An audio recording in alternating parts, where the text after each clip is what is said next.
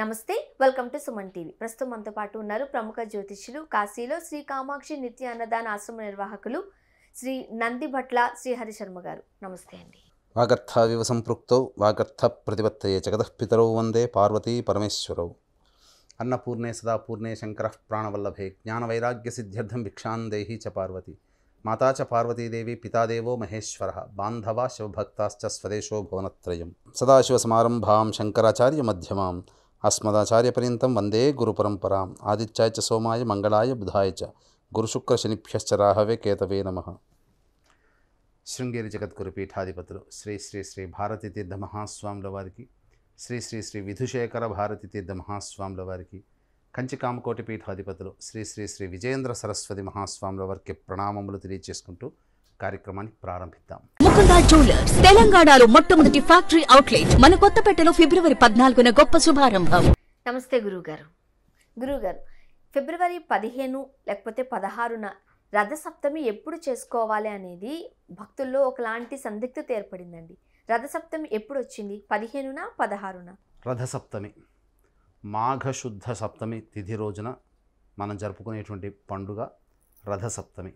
అయితే ఈసారి 15వ తారీఖు ఉదయం 8 గంటల తర్వాత సప్తమి తిథి ప్రవేశిస్తుంది.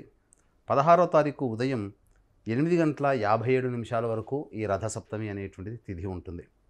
కాబట్టి శాస్త్ర ప్రామాణికాన్ని అనుసరించి సూర్యోదయానికి ఏ తిథి ఉంటుందో ఆ రోజుననే మనం ఆ యొక్క పండుగను జరుపుకోవాలి.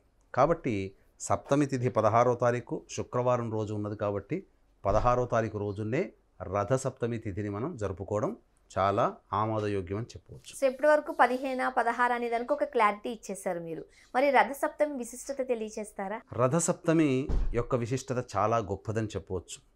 యుగ యుగాల నుంచి, లక్షల సంవత్సరాల నుంచి ఈ రథసప్తమిని మనం అత్యంత వైభవోపేతంగా జరుపుకుంటూ వస్తున్నాం. ఉదాహరణకు మనం చెప్పుకోవాలనంటే ఈ ప్రపంచమంతా కూడాను విస్తరించినటువంటిది మన సనాతన ధర్మం. అందుకే మెసపటోమియా నాగరికత, ఈజిప్ట్ నాగరికత, వీటన్నిటిలో కూడా సూర్యారాధన తెలియచేసినటువంటి ఆనవాళ్ళు మనకు పురావస్తు శాఖ వారు ద్వారా మనకు తెలియజేయబడుతున్నాయి. అంతెందుకండి, మన భారతదేశం గర్వించదగ్గ పారిశ్రామికవేత్త రతన్ టాటా గారు కూడా పార్సీ మతానికి చెందినవారు. అంటే పార్సీ మతంలో అగ్నిదేవత ఆరాధన, సూర్యారాధన విశేషంగా చెప్పబడి ఉంది. కాబట్టి మనము అనాదిగా ఆచరిస్తున్నటువంటి రథసప్తమి ఒకప్పుడు యుగాదిగా కూడా పిలుచుకునేవాళ్ళు.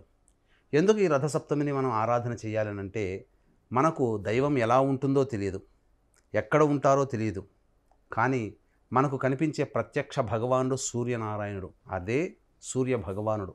కాబట్టి ఆ సూర్య భగవానుడు జన్మించినటువంటి రోజున రథసప్తమి వ్రతాన్ని మనం ఆచరిస్తూ ఉంటాం. ఈ రథసప్తమి రోజున మనం గమనించుకున్నట్లయితే జపాన్ దేశంలోని సుమిత్రా దీవులలో కశ్యప ప్రజాపతికి సూర్య భగవానుడు జన్మించాడు. కాబట్టే ప్రపంచమంతా కూడా తొలి సూర్యకిరణం జపాన్ దేశంలో సుమిత్రా దీవుల్లో పడుతుంది. ఈ రథసప్తమి పర్వదినాన్ని పురస్కరించుకొని అనాదిగా వస్తున్నటువంటి ఆచారాల్లో క్రమేపీ కొంత భాగము తగ్గిపోయి ఇప్పుడు కేవలము రథసప్తమి రోజున చిక్కుడు ఆకులు, జిల్లేడు ఆకులు, రేగు ఆకులు, అలాగే రేగు పండ్లు, ఈ వీటితో చేసుకునేటువంటి ఒక ఆచార సాంప్రదాయంగా మారింది. కానీ ఒకప్పుడు ఆరోగ్యం కోసం ఈ రథసప్తమిని ఎక్కువగా వ్రతాన్ని ఆచరించేవారు. ఈ సూర్య భగవాన్ యొక్క ఆరాధన వల్ల మనకు ముఖ్యంగా ఆరోగ్యం చేకూరుతుంది. ఆరోగ్యం భాస్కరాదిచ్చేత్, అంటే ఆరోగ్యం ఇవ్వాలంటే భాస్కరుడు అంటే సూర్య భగవానుడే ఇవ్వాలి. అలాగే ఐశ్వర్యం సూర్యాదిచ్చేత్, ఐశ్వర్యం ఇవ్వాలన్నా కూడా సూర్య భగవానుడే. మనకు తేజస్సు రావాలి, ఒక మనిషిని చూడగానే గొప్ప తేజస్సుతో వెలిగిపోతున్నాడంటే ఆ వ్యక్తి సూర్య భగవాన్ యొక్క అనుగ్రహాన్ని పొందినాడు అని చెప్పవచ్చు. ఇక అంతేకాకుండా గమనించుకున్నట్లయితే ప్రధానముగా పురాణ పురుషులైనటువంటి రాముడు కానీ, కృష్ణుడు కానీ, భీష్ముడు కానీ, సత్రాజిత్తు కానీ, వీళ్ళందరూ కూడా సూర్యదేవత ఆరాధన చేసి అనేక వరాలు పొందారు. సత్రాజిత్తు శ్రీకృష్ణుడి యొక్క మామ, అనగా సత్యభామగా తండ్రి.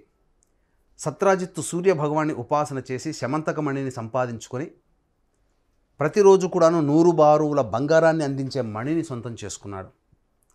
కృష్ణుడి మనవడైనటువంటి సాంబడు కూడా తనకొచ్చినటువంటి పెద్దదైనటువంటి వ్యాధిని ఈ సూర్య ఆరాధన వల్ల తొలగించుకున్నాడు.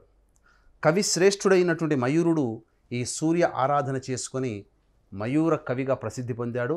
అలాగే తనకొచ్చినటువంటి రోగాన్ని కూడా రూపుమాల్చుకున్నాడు. అందుకనే సూర్య స్తోత్రంలో మయూర కవి సూర్య స్తోత్రం అని ఉంటుంది, సాంబకృత సూర్య స్తోత్రం అని ఉంటుంది. అలాగే రాముల వారికి కూడా రావణ భీకర యుద్ధంలో రాముడు అలుపెరగకూడదనే ఉద్దేశంతో అగస్త్య మహాముని స్వయంగా ఆ యుద్ధ క్షేత్రానికి ప్రవేశం చేసి ఆదిత్య హృదయాన్ని ఉపాసన అందించాడు. కాబట్టి సూర్యుని ఆరాధన వల్ల అనేక ఉపయోగాలు ఉన్నాయి. దాని యొక్క విశిష్టత చాలా గొప్పది.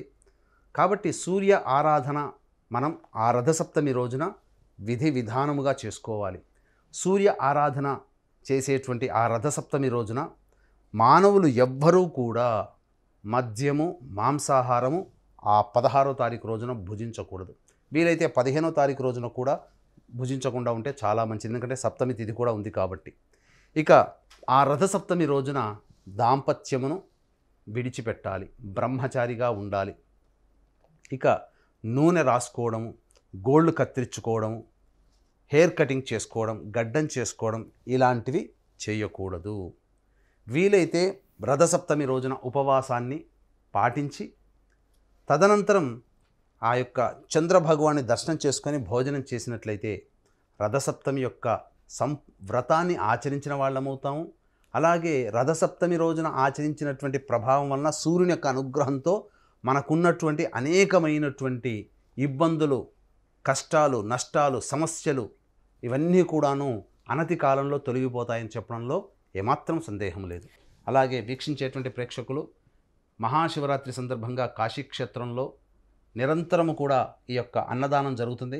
శ్రీ కామాక్షి నిత్యాన్నదాన ఆశ్రమం ద్వారా మీ పెళ్లి రోజున కానీ, మీ పుట్టినరోజున కానీ, మీ యొక్క స్నేహితులతో, బంధువులతో మీ ఆనందాన్ని పంచుకోవడంతో పాటు కాశీలో ఉన్నటువంటి శివబంధువులతో కూడా మీ ఆనందాన్ని పంచుకోదలిస్తే అన్నదానం కోసం కార్యక్రమం తదనంతరం కాంటాక్ట్ చేయవచ్చు. అలాగే సంబంధించినటువంటి మార్చి 8, 9 తేదీలో మహాశివరాత్రి సందర్భంగా కాశీక్షేత్రంలో శతరుద్రయ పారాయణం, ఈశ్వరానుగ్రహం కోసం మహాశివరాత్రి సందర్భంగా శతరుద్రయ పారాయణం, విద్య, వివాహం, ఉద్యోగం, దాంపత్యం, సంతానం, అనారోగ్యం వంటి అన్ని రకాల సమస్యల నివారణకి 21 హోమాలు మహాశివరాత్రి సందర్భంగా కాశీక్షేత్రంలో జరపబడుతున్నాయి. కాబట్టి గోత్రనామాల నమోదుకు కార్యక్రమం తదనంతరం కాంటాక్ట్ చేసి పూర్తి వివరాలు తెలుసుకోవచ్చు. గురువుగారు, రథసప్తమి విశేషాలు, ఆ రోజు ఖచ్చితంగా పాటించాల్సిన నియమాల గురించి వివరంగా తెలియజేశారు. ధన్యవాదాలు. సర్వం శ్రీ ఉమామహేశ్వర పరబ్రహ్మార్పణమస్తు.